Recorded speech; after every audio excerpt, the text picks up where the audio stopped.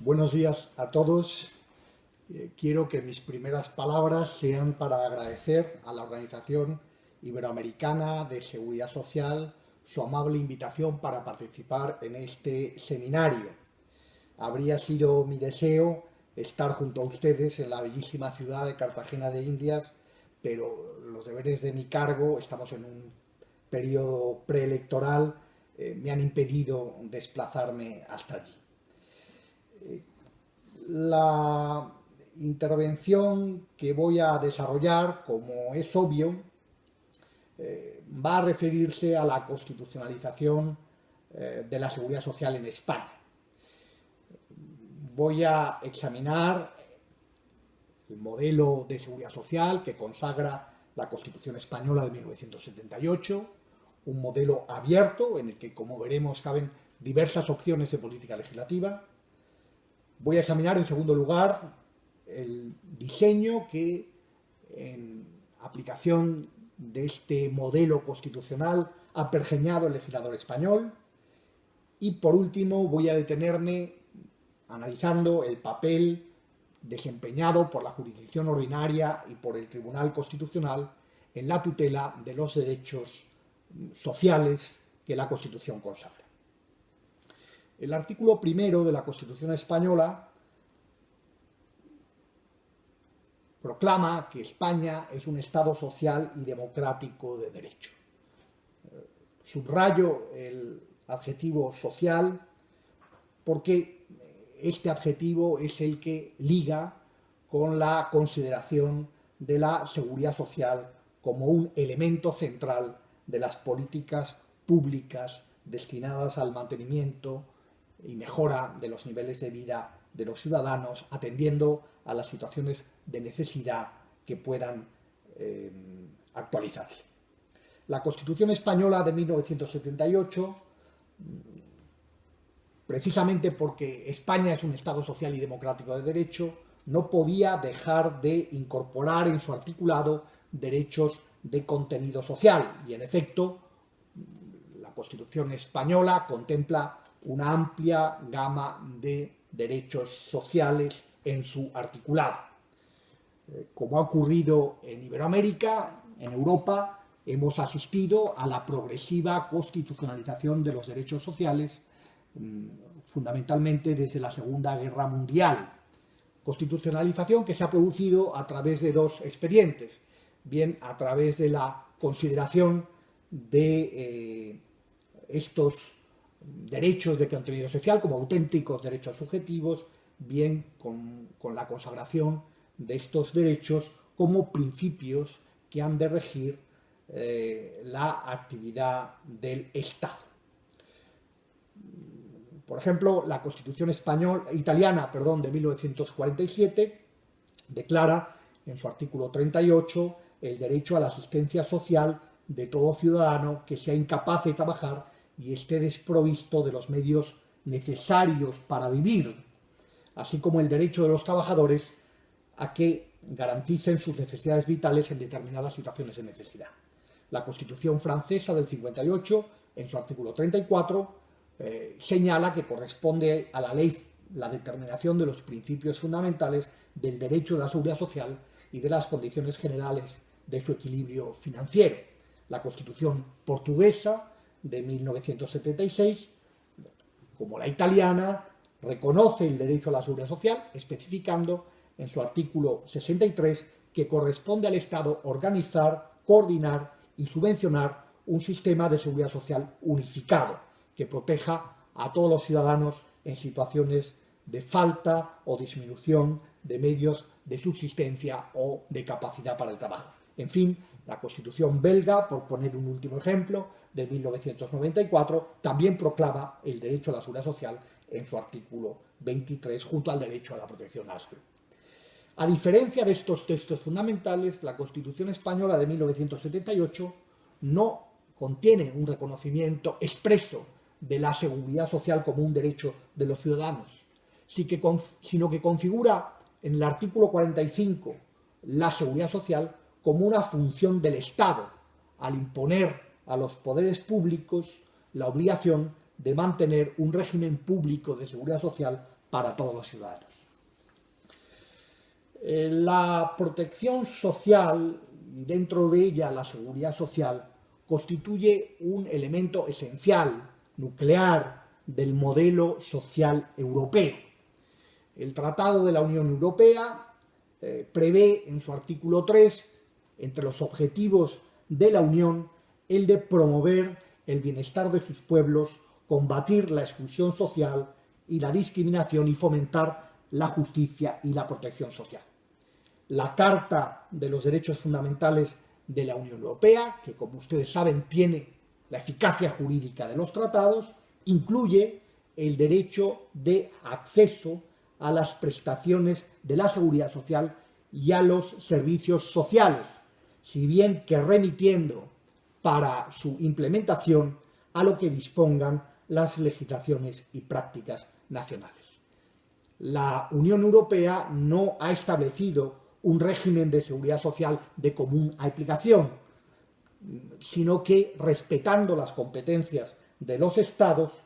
se ha limitado a regular la coordinación de los sistemas de seguridad social, fundamentalmente como una técnica instrumental al reconocimiento del derecho a la libre circulación de los trabajadores dentro de la Unión Europea. En efecto, los reglamentos que regulan la libre circulación de trabajadores en el seno de la Unión han reconocido derechos en materia de seguridad social sobre la base de los siguientes principios. El principio de igualdad de trato entre los distintos nacionales de los distintos estados de la Unión, el de exportación de las prestaciones, que permite que el pago no se vincule al mantenimiento de la residencia en el estado pagador, y el de la totalización de los periodos de cotización, que hace posible computar las cotizaciones efectuadas en los distintos estados miembros para poder causar una prestación. En definitiva, la Unión Europea no ha optado por armonizar la regulación en materia de seguridad social. Por consiguiente,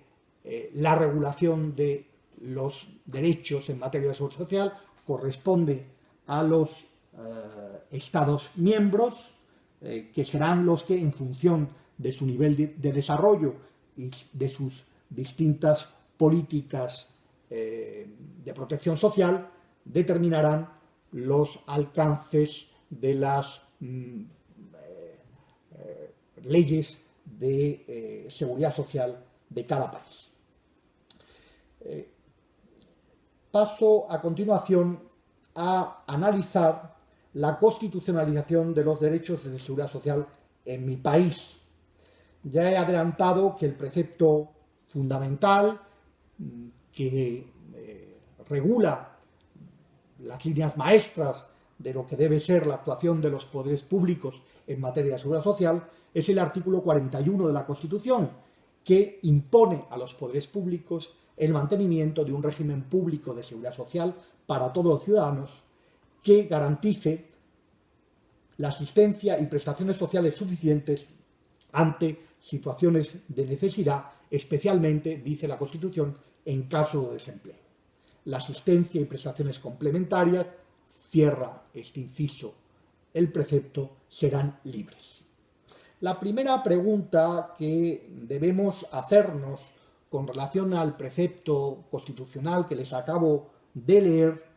es si la Constitución española instaura un concreto modelo de seguridad social. Como ha puesto de manifiesto en su jurisprudencia el Tribunal Constitucional, dada la flexible formulación empleada por el constituyente en el artículo 41 de la Constitución, no es posible en nuestro país hablar de un modelo único de seguridad social o de la instauración de un modelo teórico excluyente de otros posibles. Por el contrario, el precepto permite afirmar sin ambages la constitucionalización en nuestro país de un modelo abierto de seguridad social en el que caben distintas opciones de política legislativa en la materia. Esta indefinición del modelo de seguridad social o esta apertura de la Constitución a diversos modelos facilita la evolución de nuestro sistema en atención a la evolución de las circunstancias sociales y económicas del país y del sistema de protección social. Por ejemplo, esta formulación abierta ha permitido que cambios sociales tan importantes como los que se han producido en la concepción del matrimonio y de la familia hayan podido asimilarse sin dificultades por el sistema de protección social. Piensen ustedes en la apertura de las pensiones de viudedad para proteger a las uniones de hecho y después para proteger al matrimonio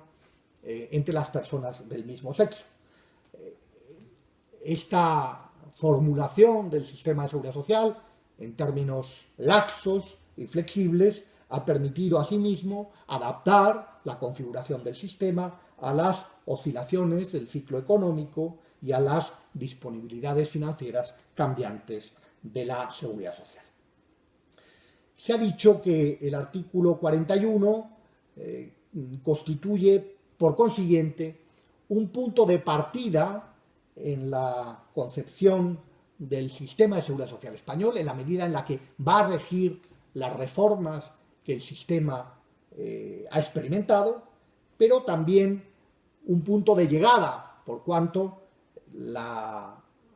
formulación constitucional, el precepto que les he leído, contiene un verdadero programa que anuncia la culminación de un proceso evolutivo hacia una cobertura de carácter universal. En España, este modelo constitucionalmente abierto de seguridad social ha de ser concretado por el legislador, porque así lo ha querido el constituyente, que ha otorgado importantes márgenes de discrecionalidad al legislador para configurar en cada momento el sistema de seguridad social en atención a la evolución de las necesidades sociales y de las circunstancias económicas del contexto. En esta labor, el legislador, insisto, goza de un amplio margen de libertad, por lo que el Tribunal Constitucional ha dicho que los derechos de los ciudadanos en materia de seguridad social son de estricta configuración legal. Es decir, dependiendo del alcance que el legislador haya dado al sistema de protección social, los ciudadanos tendrán una protección u otra. Partiendo de esta configuración del sistema de seguridad social como un modelo abierto, la segunda pregunta que inevitablemente surge es hasta dónde puede alcanzar esa libertad de configuración que el constituyente ha reconocido en favor del legislador. Hay que descartar, desde luego, de que esa libertad del legislador sea una libertad absoluta, pues en todo caso el legislador, al pergeñar las reformas del sistema, debe respetar el contenido mínimo que deriva del artículo 41 de la Constitución, precepto que establece un reducto indisponible al contener en su formulación los rasgos que hacen reconocible el modelo de seguridad social diseñado por el constituyente. En este sentido, la doctrina constitucional ha destacado que este precepto, en primer lugar, concibe la protección social como una función del Estado, rompiendo así con la tradicional correspondencia entre prestación-cotización propia de los seguros privados. En segundo lugar, consagra ese régimen público de seguridad social, y esto es muy importante, como una garantía institucional, de suerte que el mantenimiento de un sistema protector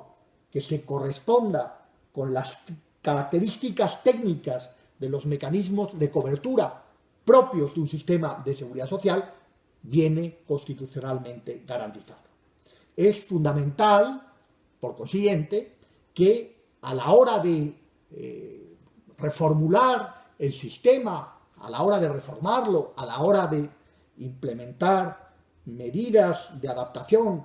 a la realidad social y al cambio económico, no se pongan en cuestión los rasgos estructurales de la institución de seguridad social, porque esos rasgos institucionales, de acuerdo con la doctrina del Tribunal Constitucional, están garantizados por la Carta Fundamental. ¿Qué significa la garantía institucional de la seguridad social? Pues significa que la acción protectora del sistema, además de pública, debe ser unitaria, es decir, debe alcanzar a todo el Estado, garantizando la igualdad de todos los españoles en el ejercicio de los derechos y deberes en materia de seguridad social, debe ser universal, tanto subjetiva como objetivamente, en la medida en la que está encaminada a la protección de toda la población y respecto a todas las situaciones de necesidad, y debe ser una protección suficiente, en tanto que debe procurar el bienestar social mediante prestaciones adecuadas y acordes a la dignidad de la persona. La suficiencia, ha dicho el Tribunal Constitucional, que no puede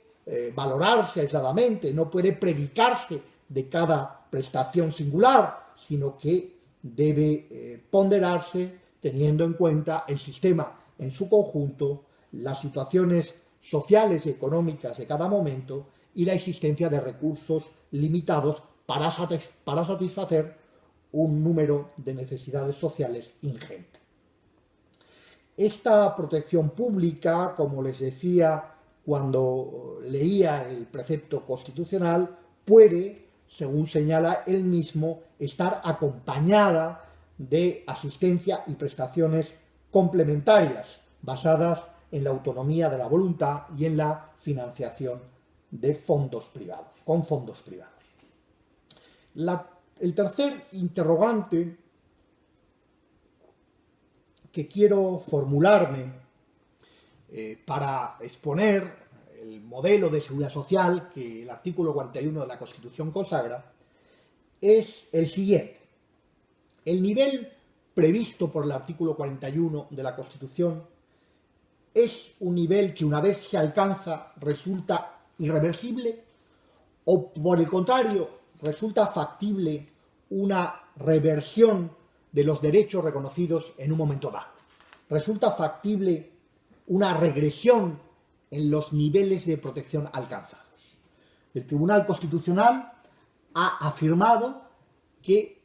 el carácter social y democrático del Estado de Derecho que la Constitución consagra exige que no pueda privarse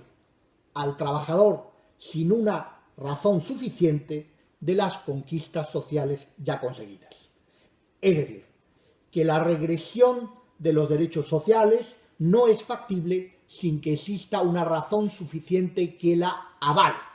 Esta doctrina quiere quiere soslayar la posibilidad de que de forma arbitraria o irrazonable se materialicen regresiones en la protección del sistema de seguridad social. En una reciente sentencia del Tribunal Constitucional, la 49/2015, de 5 de marzo, el Tribunal Constitucional ha aplicado esta interesante doctrina al enjuiciar una norma, un Real Decreto Ley, que, en atención a la situación de crisis económica y de déficit público que el país vivía, dejó sin efecto la actualización de las pensiones para el ejercicio del año 2012. El tribunal tuvo que enjuiciar esta previsión legal que dejó sin efecto la actualización, y sobre la base de que la Ley General de Seguridad Social remitía para esta actualización a la Ley de Presupuestos Generales del Estado, entendió que esta remisión otorgaba al legislador un importante margen de discrecionalidad a la hora de concretar la eventual actualización, de suerte que la la medida legal fue considerada por el Tribunal Constitucional en esta importante sentencia como ajustada a la Constitución. Pero el examen del modelo de seguridad social previsto en la Constitución del 78 no puede agotarse con la sola referencia al artículo 41, porque en nuestra Carta Fundamental existen otros preceptos constitucionales relacionados con el 41 que deben ser objeto de mención a sí mismo. Entre los principios rectores de la política social y económica, que es la ubicación del precepto constitucional que estoy glosando, el constituyente también ha introducido otros preceptos destinados a tutelar a determinados colectivos especialmente vulnerables. Es el caso de la protección a la familia, garantizada en el artículo 39 de la Constitución. Es el caso de la protección a los trabajadores españoles emigrantes, en el artículo 42 de nuestra Carta Fundamental. Es el caso de la protección a los disminuidos, prevista en el artículo 49 del texto fundamental. Y, en fin, el caso de la protección a la tercera edad, a la que se refiere el artículo 50 de la Constitución, reconociendo la necesidad de que esta protección se produzca garantizando la suficiencia económica. El precepto habla del disfrute de pensiones adecuadas y periódicamente actualizadas y la garantía del bienestar mediante un sistema de servicios sociales. Se trata, insisto, de preceptos ubicados, como el artículo 41 de la Constitución, entre los principios rectores de la política social y económica, y por consiguiente se trata de preceptos que requieren de la intermediación del legislador para materializarse. Otro precepto estrechamente relacionado con el artículo 41 de la Constitución es el artículo 43 de la Carta Fundamental, que reconoce el derecho a la protección de la salud y precisa que compete a los poderes públicos organizar y tutelar la salud pública a través de medidas preventivas y de las prestaciones y servicios necesarios, siendo la ley también aquí la que deberá establecer los derechos y deberes de todos al respecto. El que se dediquen dos preceptos distintos relativos, uno a la protección de la seguridad social y otro relativo a la protección de la salud, es indicativo de que el constituyente ha querido que el texto fundamental asuma una posición neutral en esta cuestión, de manera que la Constitución se mantiene abierta a cualquier organización posible del sistema sanitario público, siempre y cuando se garantice adecuadamente la protección de la salud de los ciudadanos. Un último precepto al que creo que debo referirme para cerrar este análisis de los preceptos que en la Constitución se refieren al modelo de seguridad social es el artículo 129 de nuestra Carta Fundamental, que prevé la posibilidad de que los interesados participen en la seguridad social, dejando a la ley el establecimiento de las formas de participación a través de las cuales esta previsión puede llevarse a cabo. Cerrando el análisis de los preceptos constitucionales en nuestro ámbito, quiero referirme, aunque sea mínimamente, al reparto competencial en materia de seguridad social. Como todos ustedes saben, la Constitución española reconoce un Estado autonómico, un Estado compuesto y complejo, en el que se distribuyen poderes entre el Estado central y las comunidades autónomas. Pues bien, en materia de seguridad social, el Estado tiene competencia exclusiva por lo que se refiere a la legislación básica y al régimen económico de la seguridad social. A diferencia de lo que ocurre con la legislación laboral, que está atribuida en exclusiva al Estado. En materia de seguridad social, solo se reserva al Estado la legislación básica, por lo que las comunidades autónomas podrían ejercer competencias legislativas siempre y cuando éstas no afecten a lo básico, que es competencia reservada al Estado. Debo decirles, sin embargo, que lo básico no es lo mínimo y que, por consiguiente, dependiendo de la materia de que se trate, la regulación básica puede llegar muy lejos para garantizar ese común denominador normativo de aplicación en todo el territorio nacional que el constituyente quiere garantizar. Concretamente, en el ámbito de la seguridad social, el Tribunal Constitucional ha dicho que es competencia del Estado la fijación de los requisitos, el alcance y el régimen jurídico de las prestaciones del sistema público de seguridad social. Por lo demás, como les decía, el Estado tiene también competencia exclusiva sobre el régimen económico de la seguridad social, lo que supone la unidad presupuestaria del sistema, esto es, la titularidad estatal de todos los fondos de la seguridad social sobre la base de los principios de caja única y de solidaridad financiera.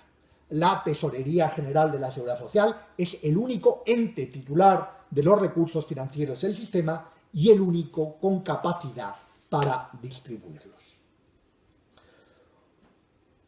Un último extremo debe ocupar mi atención y es el relativo a la competencia en materia de asistencia social. El artículo 148.1.20 de la Constitución prevé, entre las competencias que pueden asumir las comunidades autónomas, la competencia de asistencia social.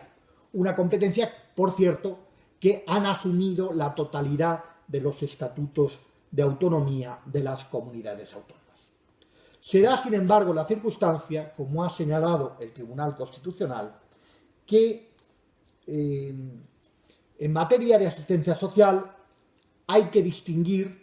una asistencia social externa al sistema público de seguridad social, que alcanza a aquellos grupos que no tienen la cobertura del sistema y que es financiada al margen de las cotizaciones y las vías de financiación propias del sistema de seguridad social, competencia que puede ser asumida y ha sido asumida, de hecho, por las comunidades autónomas, y una asistencia social interna al sistema, que forma parte del sistema de seguridad social y que es asumida por el Estado en aplicación del artículo 41 de la Constitución, pues este precepto encomienda al Estado la garantía de la asistencia y servicios sociales suficientes.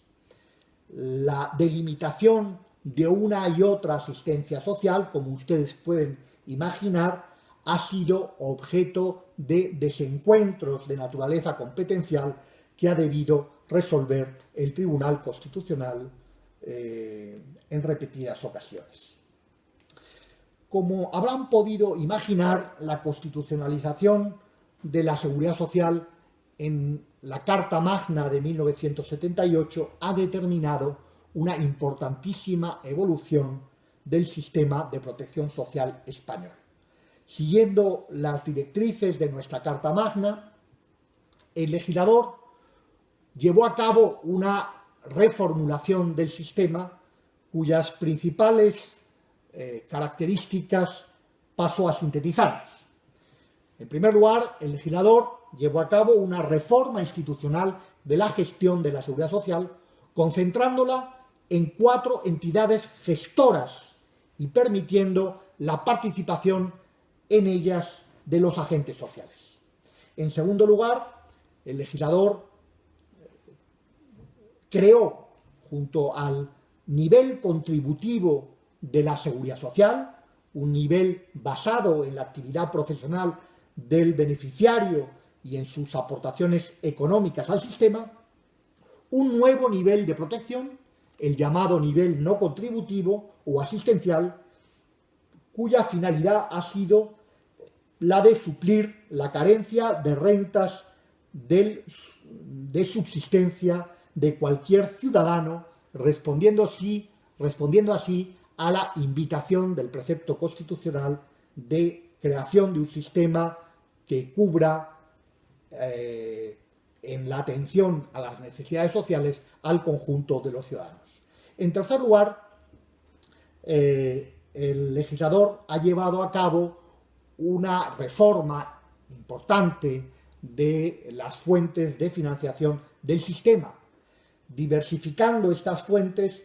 en función de la protección dispensada. Por lo que se refiere al régimen al régimen contributivo de la Seguridad Social, la financiación del sistema se hace a través de cotizaciones sociales. Por lo que se refiere al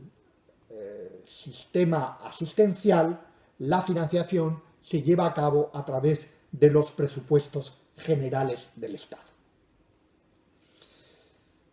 Como ustedes podrán imaginar, esta reforma del sistema que he brevemente esbozado ha supuesto una ampliación importante del ámbito de cobertura de la protección social y ha contribuido de forma decisiva a la consolidación del estado de bienestar español,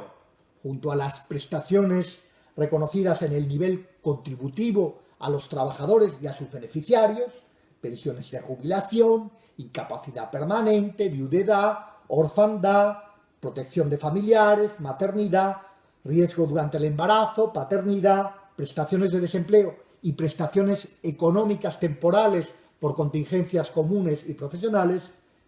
Existe hoy otra protección, la del nivel asistencial, que abarca a todos los ciudadanos cuando cumplan los requisitos exigidos por la ley: asistencia sanitaria, servicios sociales, pensiones no contributivas de vejez e invalidez, prestaciones por nacimiento de hijo o adopción, las reconocidas a las familias vulnerables, la maternidad no contributiva y, en fin, las prestaciones del sistema de dependencia. Esta importante protección se ha traducido desde el punto de vista económico en cifras impresionantes. El Ministerio de Empleo y Seguridad Social es hoy el que más gasta de los presupuestos generales del Estado, con la asignación de 22.421 millones de euros para el 2015, siendo la mayor parte de esta cantidad transferida al Servicio Público de Empleo para afrontar el pago de las prestaciones por desempleo. Por lo que se refiere al nivel contributivo de la Seguridad Social, cabe afirmar que a fecha del mes de marzo del 2015, los afiliados al sistema de la Seguridad Social español eran 16.832.801 personas, siendo el gasto en pensiones contributivas la partida más importante de las cuentas del Estado, ascendiendo a un total de 115.669 millones de euros, es decir, el 10,6% del Producto Interior Bruto. Pese a este enorme esfuerzo que España ha realizado en la mejora de su sistema de protección social, debo decirles que nuestro país no ha alcanzado todavía los niveles medios de gastos de protección social de los países de nuestro entorno. De hecho, el porcentaje empleado en España en pensiones está por debajo de la media de la Unión Europea. Si nosotros utilizamos un 10,10 del PIB en pensiones, la media europea es del 13,38. Una vez analizado el modelo constitucionalizado de seguridad social y la configuración legal que del mismo ha hecho el legislador, paso a hablarles del papel que en el reconocimiento de los derechos de seguridad social pueden jugar los jueces y tribunales, y muy en particular el Tribunal Constitucional. Sobre este particular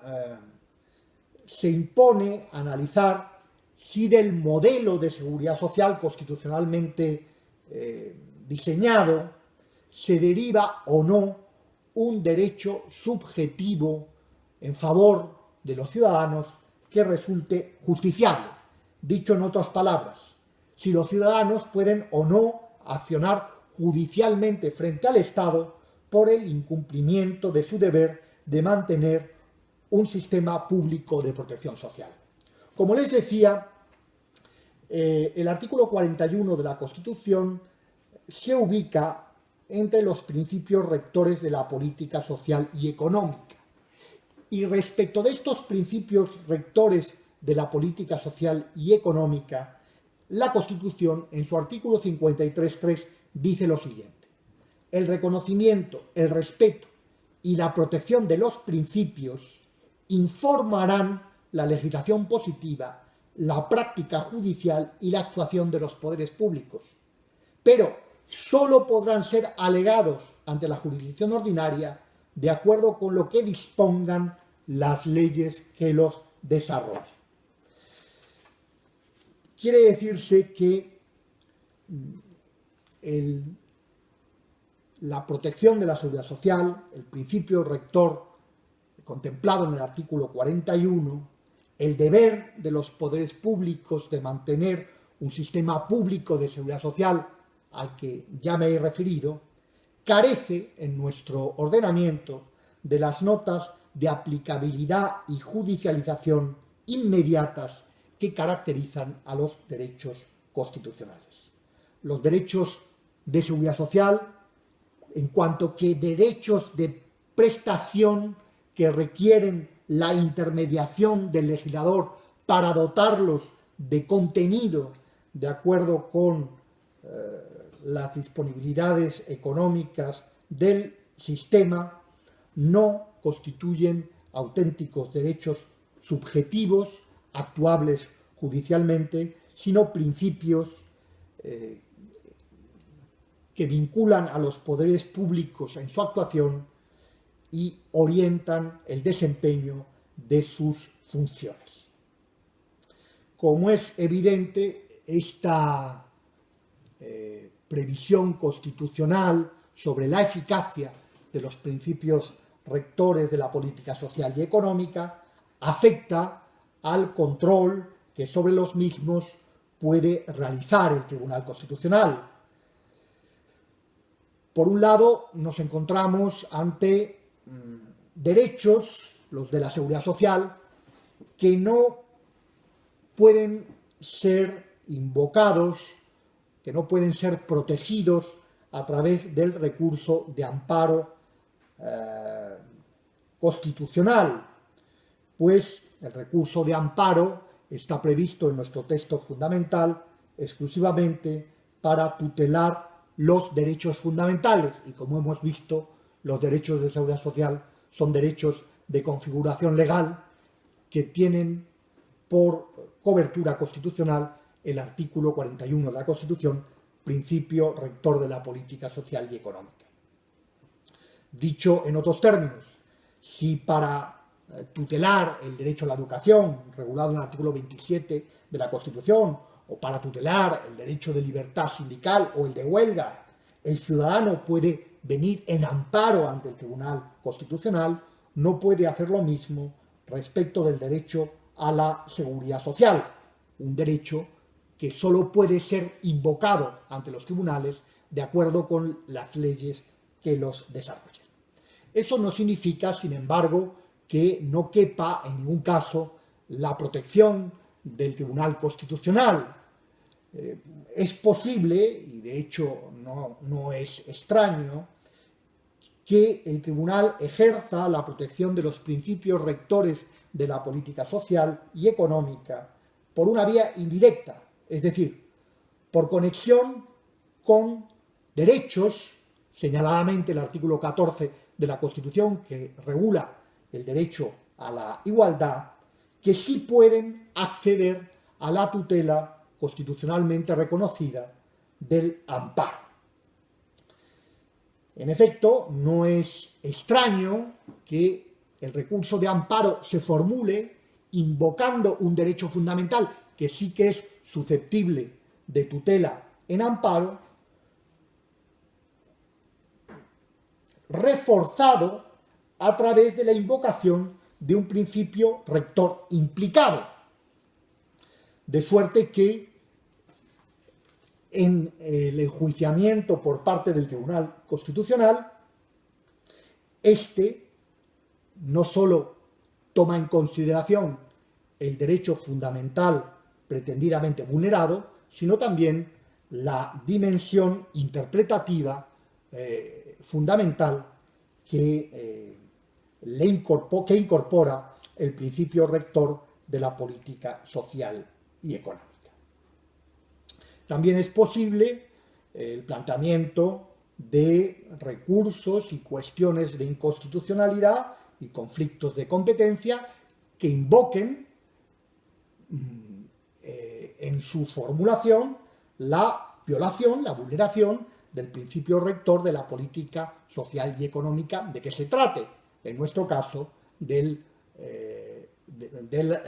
la regulación del artículo 41 de la Constitución. Ahora bien, teniendo en consideración el amplio margen de libertad que tiene el legislador en la configuración del sistema de seguridad social, no les resultará extraño que les diga que es muy improbable que el tribunal declare que una norma legal no se ajusta a la Constitución como consecuencia del no desarrollo por parte del legislador de un principio rector de la política social y económica. Como verán, el análisis que he realizado, en el que primero me he referido al modelo de seguridad social español, para a continuación referirme al sistema implementado por el legislador ordinario y, en fin, para detenerme a continuación en el análisis de las vías que la Constitución otorga a los ciudadanos para la tutela de estos derechos, nos permite enjuiciar, aunque sea de forma somera, el acierto o desacierto del constituyente español al ubicar el artículo 41 de la Constitución entre los principios rectores de la política social y económica. Creo, honestamente, que el balance que puede hacerse de la labor del constituyente a la vista de la evolución del sistema en estos años es un balance positivo. Creo que fue prudente configurar la protección de la seguridad social como un principio rector de la política social y económica, porque esa opción del constituyente ha permitido, de una parte, garantizar la protección del sistema de seguridad social, pero de otra parte, asimismo, permitir la evolución en la configuración del sistema y su adaptación, tomando en consideración tanto los cambios sociales como las coyunturas económicas por las que hemos atravesado. No me resta sino reiterarles mi agradecimiento por esta invitación a participar en este seminario referido a la constitucionalización de la seguridad social, lamentando de nuevo el no poderles acompañarle esta mañana en Cartagena de Indias. Muchas gracias.